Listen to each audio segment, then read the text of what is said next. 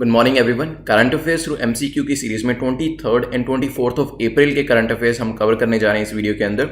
This is brief introduction about me. My name is Prince Luthra, all India rank 577। और ये जो MCQs हैं ये आपको हेल्प करेंगे यूपीएससी के एग्जाम में और पीएससी के एग्जाम में। अदर देन दैट, अगर आप किसी और एग्जाम के लिए प्रिपरेशन कर रहे हैं जहां पर एमसीक्यूज पूछे जाते हैं करंट अफेयर से रिलेटेड, तो वहां पर ये आपकी हेल्प करेंगे। इसके अंदर हम द हिंदू, इंडियन एक्सप्रेस और पीआईबी को कवर करेंगे। और अब चाहें तो ये जो एमसीक्यूज है इसको नेटमॉक की एप्लीकेशन पर भी आप जाकर प्रैक्टिस कर सकते हैं, बिकॉज मल्टीपल टाइम रिवीजन करना काफ़ी ज़रूरी होता है। एक बार मार्किंग स्कीम देख लेते हैं इसकी कि कितने मार्क्स आपको स्कोर करने चाहिए। तो 8 to 10 एमसीक्यूज अगर आप करेक्ट कर पाते हैं तो उसे एक्सेलेंट परफॉर्मेंस माना जाता है, और 6 to 7 एमसीक्यूज करेक्ट कर पाते हैं तो उसे गुड परफॉर्मेंस माना जाता है।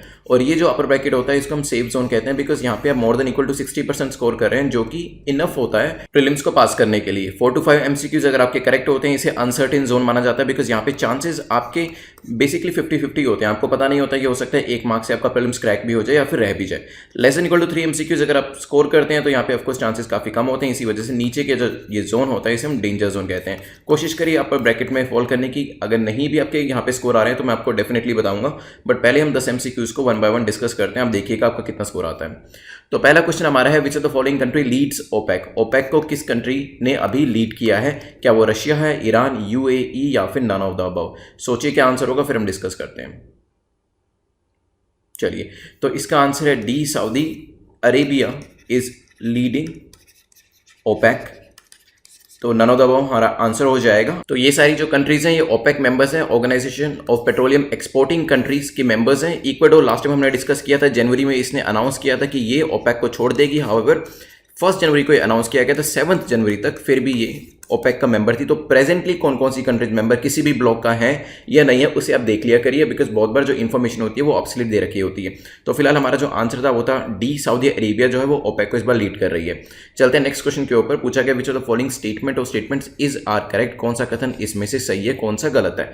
पहला है, the origination of Brent crude oil is from North Sea. जो ब्रेंट क्रूड ऑयल होता है वो नॉर्थ सी से आता है। West Texas intermediate come from United state. जो WTI ऑयल होता है वो कहाँ से आता है? यूएस से आता है। WTI has high sulphur content as compare to Brent. WTI का जो सल्फर कंटेंट होता है वो ब्रेंट से ज़्यादा होता है। सोचिए क्या आंसर होगा। चलिए देखिए, ब्रेंट और WTI दोनों ही न्यूज़ में थे और इस वजह से ही दोनों के ऊपर क्वेश्चन बनाया गया। जो ब्रेंट है जो इंडिया यूज़ करता है बेसिकली वो आता है नॉर्थ सी से, और वेस्ट टेक्सास इंटरमीडिएट जो है वो आता है यूनाइटेड स्टेट से। अभी WTI के जो प्राइसेस है उसमें काफ़ी फ्लक्चुएशन देखने को मिल रहा है, लेकिन ब्रेंट पे उसका प्रभाव काफ़ी कम पड़ रहा है। नेवरदलेस बिकॉज ऑयल से ही दोनों एसोसिएट करते हैं, दोनों ही ऑयल हैं, तो कहीं ना कहीं इसका फर्क देखा जाता है। और क्योंकि ब्रेंट ऑयल हम यूज़ करते हैं, इंडिया यूज़ करता है, तो कहीं ना कहीं इसका हमारी इकोनॉमी पर असर देखने को मिलेगा। अब बात करते हैं, मैंने ये दोनों चीज़ें तो आपको बता दी कि जो दोनों की लोकेशन है वो बिल्कुल सही है। WTI जो टेक्सास रीजन जो है, ओक्लाहोमा रीजन जो है यूनाइटेड स्टेट का, वहां से आता है। लेकिन WTI के पास जो सल्फर कंटेंट होता है, वेस्ट टेक्सास इंटरमीडिएट जो ऑयल टाइप है, इसमें जो सल्फर कंटेंट होता है वो ब्रेंट से भी कम होता है। इसी वजह से इसे स्वीटर देन ब्रेंट कहा जाता है। तो तीसरी स्टेटमेंट हमारी गलत हो जाती है। हमारा जो आंसर होगा वो होगा ए। कुछ और डिफरेंसेस इनके ऊपर देख लीजिए।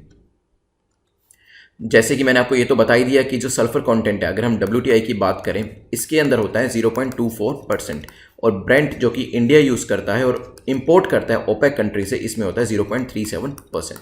ये ध्यान रखिएगा। इंडिया ओपेक कंट्री से ब्रेंट टाइप का जो क्रूड है उसको लेता है, और यही हम बेंचमार्क यूज़ करते हैं अपने ऑयल प्राइसेस के लिए अपनी कंट्री के अंदर। ब्रेंट का एक फ़ायदा यह है कि इसकी कॉस्ट कम हो जाती है, बिकॉज ये जो है जो सी रीजन है वहीं पे ही प्रोड्यूस किया जाता है। इसी वजह से ट्रांसपोर्टेशन का पैसा ज़्यादा नहीं लगता है इसके अंदर, ठीक है। लेकिन WTI जो है that is West Texas intermediate, ये लैंडलॉक्ड रीजन में, अमेरिका के लैंडलॉक्ड रीजन में प्रोड्यूस किया जाता है, और इस वजह से ट्रांसपोर्टेशन की जो कॉस्ट है वो इंक्रीज हो जाती है। ये ध्यान रखिएगा। चलते हैं नेक्स्ट क्वेश्चन के ऊपर। नेक्स्ट क्वेश्चन में आपको पेयर्स को मैच करना है। वायरसेस के नाम दिए गए हैं और ओरिजिन उनका दिया गया है कि उनका ओरिजिनेशन कहाँ से हुआ है। हमने पिछले काफ़ी सारे वीडियोस में जूनोसिस के बारे में पढ़ा था। जूनोसिस क्या था? जूनोसिस मतलब एनिमल से होने वाली बीमारी, जो कि एनिमल से वायरसेस जो है वो ह्यूमंस के अंदर आ जाते हैं। ये हमने पहले डिस्कस हम कर चुके हैं। उसी से रिलेटेड एक क्वेश्चन बनाया गया। जीका वायरस जो है वो मॉस्किटो से आया हो सकता है। नाइल वायरस जो है वो मॉस्किटो से आया। कोविड-19 पेंगोलिन से आया। सोचिए क्या आंसर होगा। चलिए, तो यहाँ पे जूनोसिस के ऊपर ही क्वेश्चन था, और मैंने आपको बताया ही था कि वेरियस एनिमल्स जो है वो रिस्पॉन्सिबल होते हैं वेरियस टाइप्स के वायरसेस को ट्रांसमिट करने के लिए। जैसे अगर एग्जांपल लिया जाए, रेबीज जो होता है वो रेबिड डॉग से होता है। इबोला भी हमने पढ़ा है, इबोला कुछ साल पहले आया था। इसका ओरिजिनेशन कहाँ से हुआ था? Fruit bats. Similarly Zika virus जो है वो मॉस्किटो से आता है, ये भी ध्यान रखिएगा। एडिस जो होता है, एडिस मॉस्किटो, उससे ये ओरिजिनेट होता है। और जो नाइल वायरस है ये भी मॉस्किटो से ही आता है, तो दोनों यहाँ पे करेक्ट हो जाते हैं। कोविड-19 जो है इसके लिए दो चीज़ों को रिस्पॉन्सिबल ठहराया गया, एक है पेंगोलिन, दूसरा है बैट्स। ठीक है, तो तीसरा जो यहाँ पे पेयर है वो भी हमारा करेक्ट है। आंसर हमारा हो जाएगा ए, क्योंकि तीनों ही यहाँ पे पेयर्स जो हैं वो हमारे करेक्ट दिए गए हैं। चलते हैं नेक्स्ट क्वेश्चन के ऊपर। नेक्स्ट क्वेश्चन हमारा क्वेश्चन नंबर 4 है, जो कि बात कर रहा है which of the following produced the report of global report on food crisis 2020। Recently ये रिपोर्ट को पब्लिश किया गया है, global report on food crisis 2020। कुछ फैक्ट्स इसके अंदर बताए गए हैं, वो मैं आपसे डिस्कस करूंगा, बट आपको ये बताना है कि इसको कौन लेके आया, इसको कौन पब्लिश करता है। क्या global network against food crisis इसको पब्लिश करता है, फूड एंड एग्रीकल्चर ऑर्गेनाइजेशन इसको पब्लिश करता है, ग्लोबल फूड्स, या फिर कोई और ही ऑर्गेनाइजेशन है जो इसे पब्लिश करती है। सोचिए क्या आंसर होगा।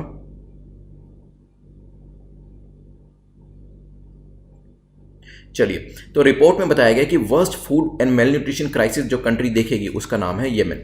तो ये भी पूछा जा सकता है कि एज पर दिस रिपोर्ट कौन सी कंट्री ऐसी है जो कि worst food and mail nutrition crisis को फेस करेगी, तो नाम है येमेन। और इस रिपोर्ट को जो लेके आता है वो है global network against food crisis. कई बार ऐसे एग्जाम्स में स्ट्रेट अवे पूछ लिया जाता है, जो पीएससी या दूसरे बैंकिंग के एग्जाम होते हैं वहाँ तो इस तरीके के क्वेश्चन पूछे ही जाते हैं। यूपीएससी में भी 2 या 3 क्वेश्चन ऐसे होते हैं जहाँ पे इस तरीके की चीज़ें पूछ ली जाती है कि कौन सी रिपोर्ट कौन सी ऑर्गेनाइजेशन लेके आती है, कौन सी ऑर्गेनाइजेशन का हेडक्वार्टर कहाँ पर है, और एज पर दिस रिपोर्ट कौन सी कंट्री सबसे ज़्यादा इंपैक्टेड होगी। तो वो स्ट्रेट अवे जो क्वेश्चंस होते हैं उसमें आपके मार्क्स बिल्कुल नहीं कटने चाहिए। चलते हैं नेक्स्ट क्वेश्चन, क्वेश्चन नंबर 5 के ऊपर। क्वेश्चन नंबर 5 पूछता है which of the following drug will be used against कोविड-19 पेशेंट्स एज एन एक्सपेरिमेंट। अभी रिसेंटली ये पर्टिकुलर ड्रग जो थी वो न्यूज़ में थी। CSIR council of scientific and industrial research इसको एज एन एक्सपेरिमेंट बेसिस पे यूज़ करने वाले कोविड-19 के अगेंस्ट कुछ ऐसे पेशेंट्स हैं जिनको ये ड्रग दी जाएगी और फिर देखा जाएगा कि कैसे वो रिस्पॉन्ड करते हैं, क्या ये जो ड्रग है काम कर रही है या नहीं कर रही। तो 4 ऑप्शन दिए गए हैं, क्या वो कोरेक है, एप्स्टर है, सेप्सिवैक है, या फिर कोरावैक्सीन है। सोचिए इन चारों में से वो ड्रग कौन सी है, फिर डिस्कस करेंगे। चलिए, मैंने आपको बताया कि CSIR जो है वो यूज़ करने वाली है सेप्सिवैक को। C is the correct answer against कोविड-19। द ड्रग जो होती है यूजुअली सेप्सिस करके एक बीमारी होती है, सेप्सिस पेशेंट्स होते हैं उनके लिए यूज़ करी जाती है, और वहाँ पर ये जो ड्रग है काफ़ी अच्छे तरीके से काम करती है, इसकी जो एफिकेसी है वो काफ़ी अच्छी होती है। और अभी ये देखा जा रहा है कि क्या इसे कोविड-19 के लिए भी हम यूज़ कर सकते हैं। तो as an experimentation basis 50 patients के ऊपर ये जो मेडिसिन है वो यूज़ करी जाएगी। CSIR के बारे में मैं आपको एक चीज़ और बता दूं, जो हमने रिसेंटली कुछ वीडियोज़ में, अपने लास्ट वीडियोज़ में डिस्कस किया था कि रिसेंटली इसको रैंक किया गया नंबर 1, फर्स्ट इसका रैंक आया। और रैंकिंग किसने करी थी, नेचर्स रैंकिंग इंडेक्स 2020 के अंदर।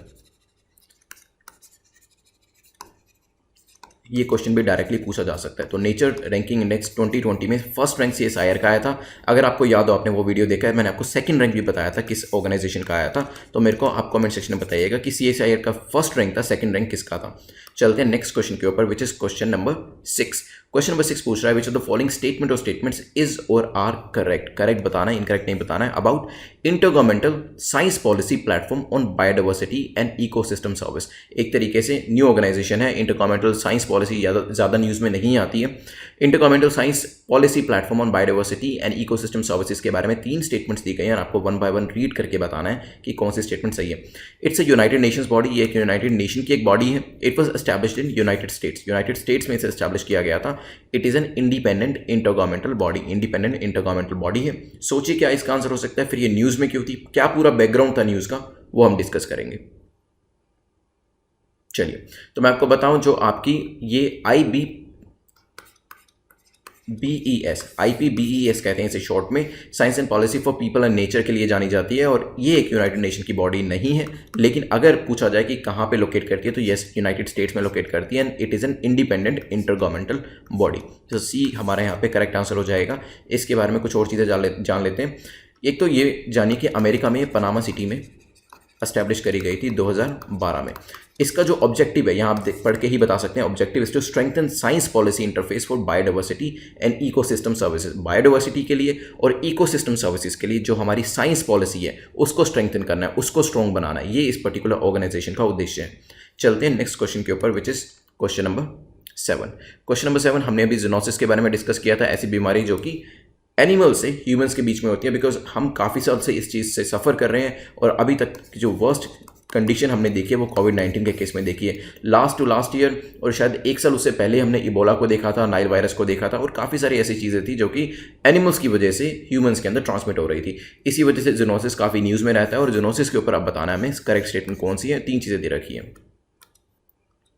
यहाँ आपको बताना है कि ज़ूनोसिस के कारण कौन कौन से हो सकते हैं। क्या डिफोरेस्टेशन इसका एक रीज़न है, क्या एक्सेस लाइफ स्टॉक प्रोडक्शन इसका एक रीज़न है, या एंटी माइक्रोबायल रेजिस्टेंस इसका एक रीज़न है। सोचिए क्या आंसर होगा।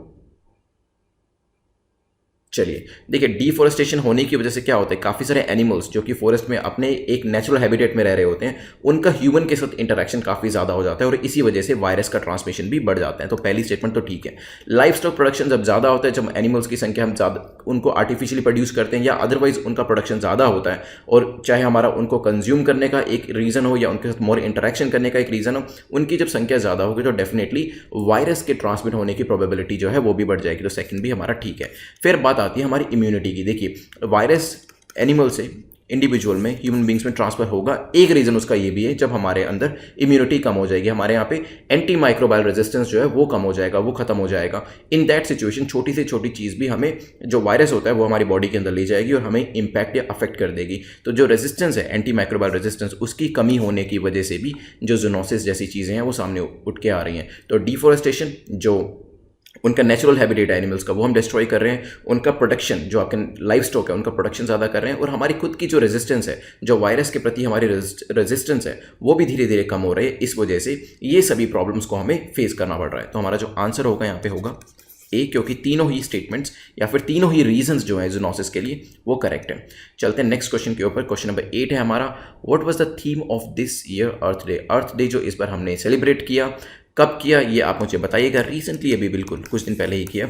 बताइएगा किस दिन हमने ये अर्थ डे को सेलिब्रेट किया कमेंट सेक्शन के अंदर। बट यहाँ पे मुझे बताइए कि उस बार जो हमने अर्थ डे सेलिब्रेट किया उसका थीम क्या था। क्या क्लाइमेट चेंज इसका थीम है, our earth, climate action, green earth, चारों में से क्या इसका थीम था। चलिए, तो हमारा जो आंसर है वो है क्लाइमेट एक्शन इस बार का जो हमारा थीम था अर्थ डे का। इसके अलावा कुछ और चीज़ें मैं आपको ये भी बता दूं कि अप्रैल 20 में, डेट मैं आपको जान के नहीं बता रहा हूँ क्योंकि वो मुझे आप कमेंट सेक्शन में बताएंगे।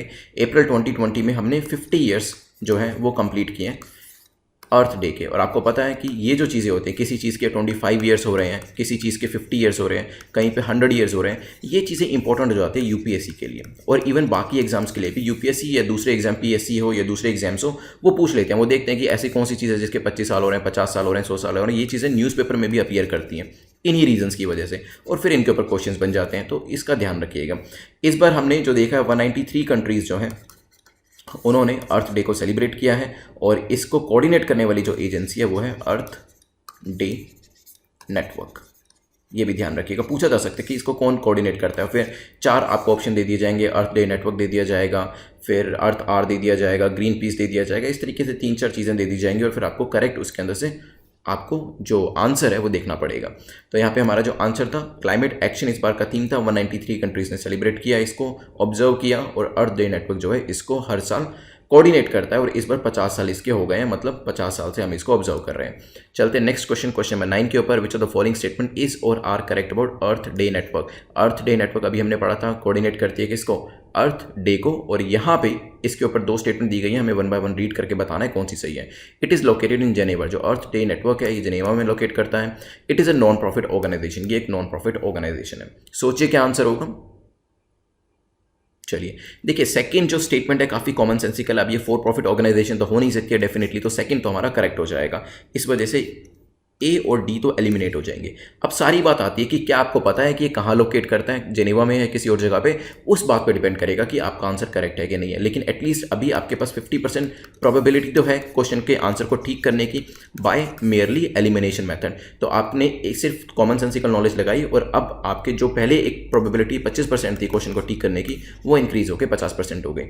चलिए आप पहली स्टेटमेंट को देखते हैं कि क्या इसका हेडक्वार्टर जो है या फिर ये जो पर्टिकुलर ऑर्गेनाइजेशन लोकेट करती है वो जेनेवा में है। सो दिस इज इनकरेक्ट, क्योंकि ये लोकेट करती है वॉशिंगटन डीसी के अंदर।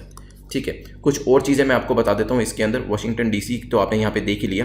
कुछ और चीज़ें हैं जो आपको पता होनी चाहिए, जैसे कि कब कब हम क्या क्या सेलिब्रेट करते हैं। देखिए ये सब चीज़ें 22 तारीख को आती हैं। 22 मार्च, 22 अप्रैल, 22 मई। 22 मार्च को हम सेलिब्रेट करते हैं वर्ल्ड्स वाटर डे। ठीक है। 22 अप्रैल मैं आपको बता ही देता हूँ, ऑल्दो मैंने आपसे कमेंट सेक्शन में पूछा था, को हम सेलिब्रेट करते हैं अर्थ डे, और 22 मई को हम करते हैं वर्ल्ड बायोडाइवर्सिटी डे। तो हो सकता है एग्जाम में कभी आपसे ये चीज़ें पूछी जाए और वहाँ पर डेट चेंज कर रखी है, तो आपको 22 से समझ आ जाएगा कि चांसेस ज़्यादा हैं कि कहीं ना कहीं 22 को ही सेलिब्रेट किया जाएगा। और अभी आपको याद हो कि हमने अर्थ आर को 28 मार्च को सेलिब्रेट किया था 8:30 से 9:30 बजे तक। अगर आपको कुछ अंदाज़ा आ रहा है, अगर आपने पुराने वीडियोस देखे हैं, 3-4 दिन पहले भी हमने इसके बारे में डिस्कशन किया था। 1 घंटा हमने इसको ऑब्जर्व किया था, जिसमें हमने सारी लाइट्स बंद कर दी थी, एक तरीके से अपना कंट्रीब्यूशन दिखाने के लिए। अर्थात 8:30 से 9:30 शाम के टाइम हमने ये ऑब्जर्व किया था। आप मेरे को कमेंट सेक्शन में बताइएगा कि अर्थ आर के लिए कौन सी जो ऑर्गेनाइजेशन है, कौन सी एजेंसी जो है वो रिस्पॉन्सिबल होती है। चलते हैं आज के लास्ट क्वेश्चन के ऊपर। क्वेश्चन नंबर 10 है हमारा। क्वेश्चन नंबर 10 क्या बात करता है? क्वेश्चन नंबर 10 पूछता है कि इसमें से कौन सी स्टेटमेंट करेक्ट है। बेसिकली पेयर्स दिए गए हैं और आपको बताना है कि कौन सा पेयर जो है यहाँ पर मैच करता है। तो यहाँ पे ब्लड से रिलेटेड प्रॉब्लम्स दी गई हैं, डिसीजेज दी गई हैं। क्यों दिया गया? बिकॉज रिसेंटली ई रक्त कोष को लॉन्च किया गया है।